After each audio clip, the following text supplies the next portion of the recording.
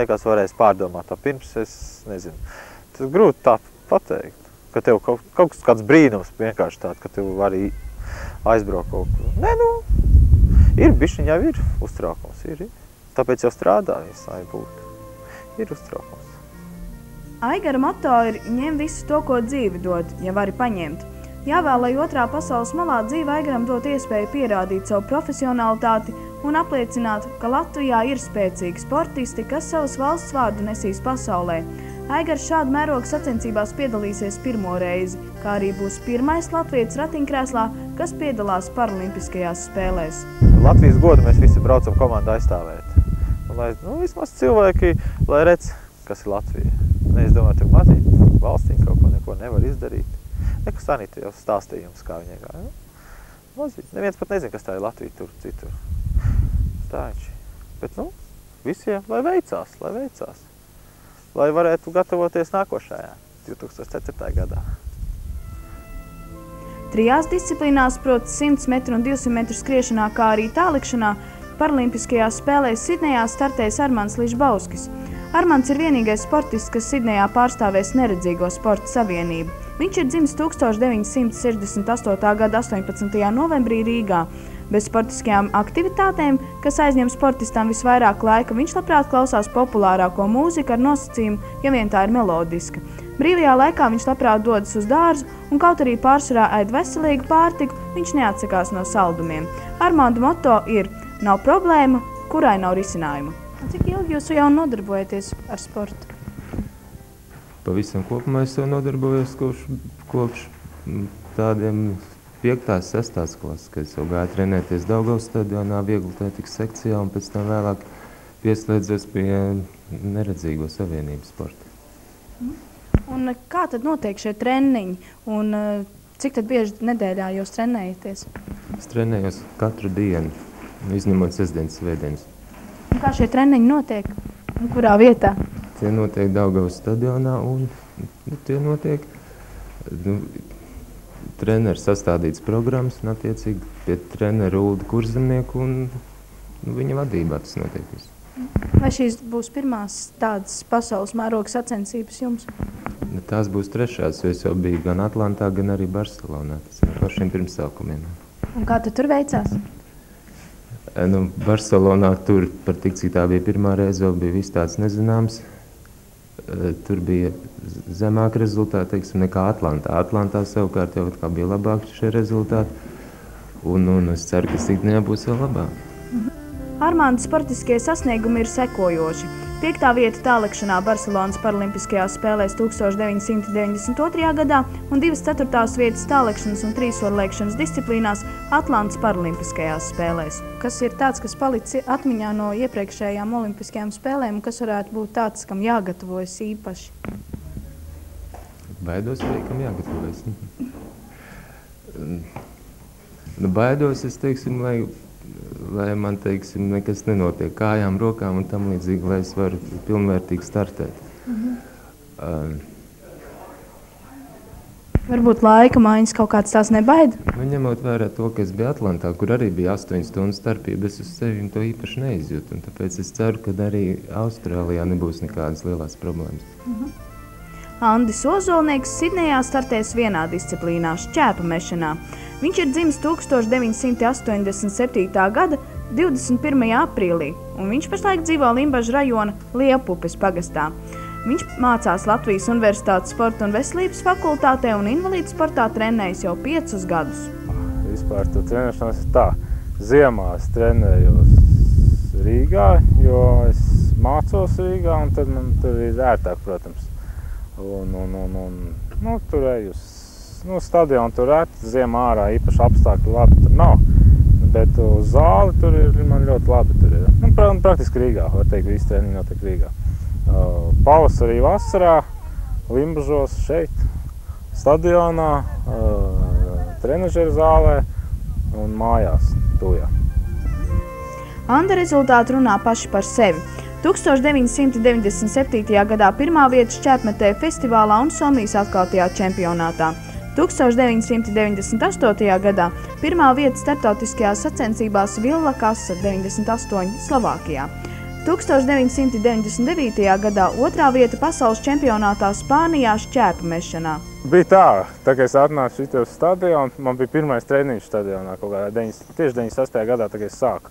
Tad daudz paņēma tur to, man teica, tagad tev tur jāraksta dienas grāmata un atver vaļā pirmo vāku un uz pirmās lapas lieliem burtiem uzraksta Sidneja. Tad man tā Sidneja pilnīgi neko neizteica, es vispār nesapratu, ko viņš to tur domājis, bet to viņš man lika uzrakstīt jau pirmajā treniņa dienā. Tā kā var teikt, ka 4 gadus visu laiku es tieši tam arī gatavojos. Divās disciplīnās, augstslēgšanā un šķēpa mešanā, Sidnejā startēs Jānis Janovskis. Jānis ir dzimis 1973. gadā 30. janvārī Jelgavā. Bez aktīvās sporta nodarbībām Jānis strādā bērnamā Patvērsmē par audzinātāju, sporta skolotāju. Viņš labprāt izklaidējas, patīk pikniki, daba, kā arī klausās labu mūziku un neatsakās no labas pārraides vai filmas noskatīšanās. Visvairāk pie sirds viņam ejot tehno, reivs un reps, taču neko sliktu viņš nevarot teikt arī par operu un teātri. Jānis tic tam, ko dara un iesaka to darīt arī citiem. Kādreiz es biju skrējējs, sprintējs, 5 gadi es gatavojos skriešanā, un tagad man tās disciplīnas ir mainītas. Kāpēc tas tā viss notikās? Tāpēc, ka mums Jelgavā nav iespējams trenēties, jo ziemas periodā tika slēgta ziemas manēža. Un jūs paši ziniet, ja skrējējs darbojas, tad viņam patstāvīgi jāskrien un jāslīpē savu tehniku. Un man tādas iespējas vienkārši nav bijušas tagad. Un tāpēc notika tā, ka es ātri pārkvalificējos uz citām disciplīnām. Jānis ar sportu nodarbojas jau 7 gadus, bet jau ir paspējis piedalīties dažādās pasaules mēroga sacensībās un lūk rezultāti. 8. vieta 200 metru skriešanā pasaules čempionātā 1994. gadā Berlīnē, 10. vieta 400 metru skriešanā 1998. gada Paralimpiskajās spēlēs Atlantā. Tad kā tu, Jāni, jūties pirms olimpiādas? Noteikti nevarētu pateikt to stāvokli, ko es tagad izjūtu, braucot uz Sidneju.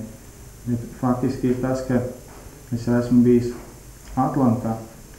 Tad drusku drošums sajūtā es domāju,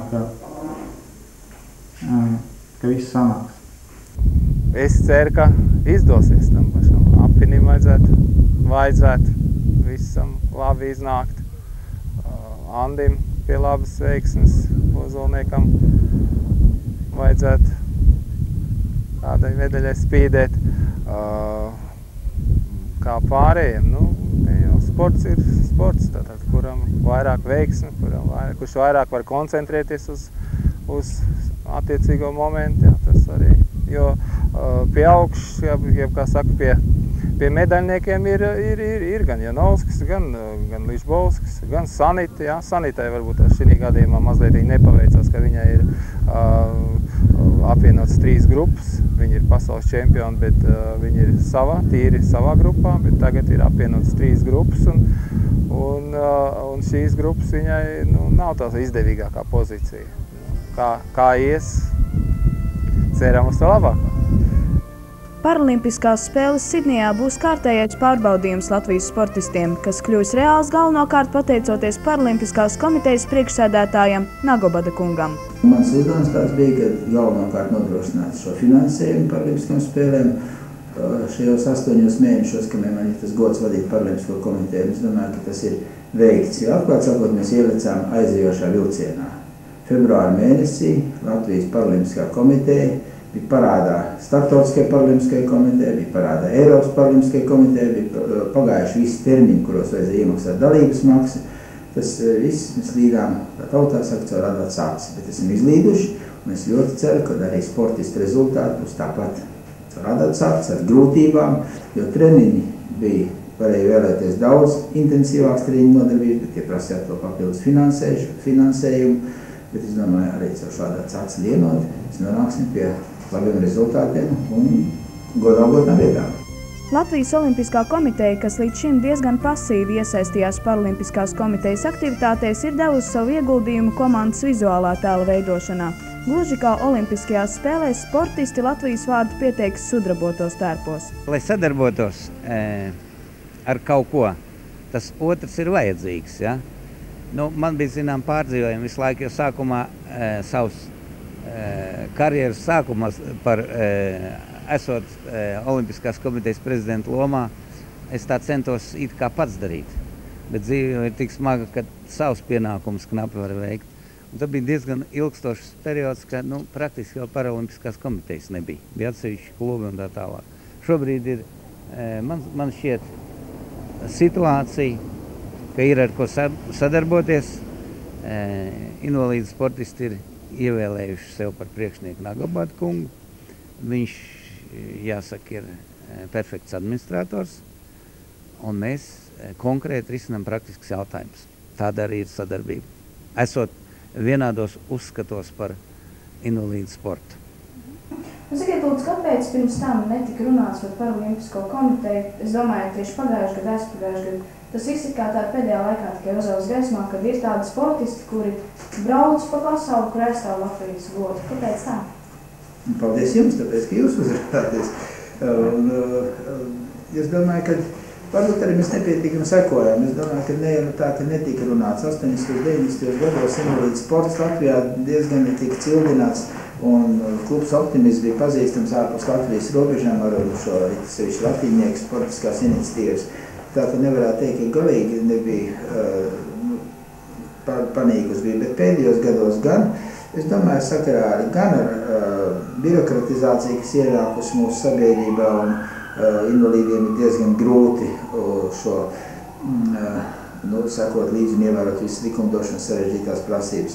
Gan arī tāpēc šī ekonomiskā situācija, kāda valstī ir, un faktiski bez valsts atbalsta ļoti grūti ir invalīdu sporta organizācijām iesaistīties lielākos pasākumos un viņus norganizēt republikas mērogā, nemaz nerunājot par starptautiskiem pasākumiem.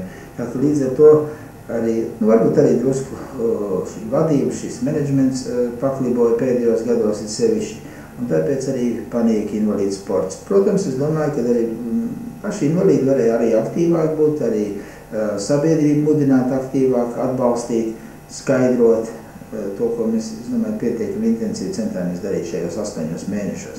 Bet es gribu teikt, ka Paralimpiskās spēles nav pašmērķis. Protams, tas ir augstākais sasniegums un labākie sportisti centīsies vienmēr, lai piedalītos pasaules čempionātos, Paralimpiskās spēlēs, bet komitejas uzdevums ir popularizēt, veicināt invalīdu sportu kopumā valstī. Un tikai tad, ka mums būs daudzveidīgāks invalīdu sports, kā šodien, jo uz Sidnei brauc tikai vieglatlēti, tad, kad vēl arī citas sporta federācijas iesaistīsies, vai cilvēki ar garīgām problēmām, piemēram, iesaistīsies invalīdu sportā kopumā, tad mēs varēsim runāt par tādu atdzīvināšanu. Šodien vairāk varbūt tas ir vieglākā puse, kas saistīta ar tādu popularizēšanu, ar skaidrošanu sabiedrībā. Bet, protams, pēdējā izpildu komitejas sēdē, kad prezidentam Baltiņkungam neredzīgo federācijas priekšsēdētājs uzdeva jautājumu, kā jums šķiet, vai šodien sabiedrība pietiekami atbalsta invalīdu sportu, tad diezgan grūti Baltiņkungam bija paskaidrot, ka jā, tas ir tā. Protams, tas tā nav. Protams, invalīdu sports šodien, vai tas ir no politiķu puses, vai administratora pašvaldības puses, es domāju, ka būtu pelnījis daudz lielāku izpratni, atbalstu, jo nodarboties ar sportu invalīdam, tā tiešām ir varonība. Tas ir tāds pašapliecinājums, tas ir cilvēks parāda savu gribu, savu raksturu, varbūt pat krietni vairāk nekā tas ir veselam cilvēkam. To, kā veiksies Latvijas sportistiem Sidnejas sporta laukumos, rādīs laiks, bet zināms ir viens, jo mazāks valsts pārstāvju skaits, jo lielāka apziņa, ka mājās palikušie gaida vietas pirmajā trīniekā, un tā jau nu ir papildus slodze.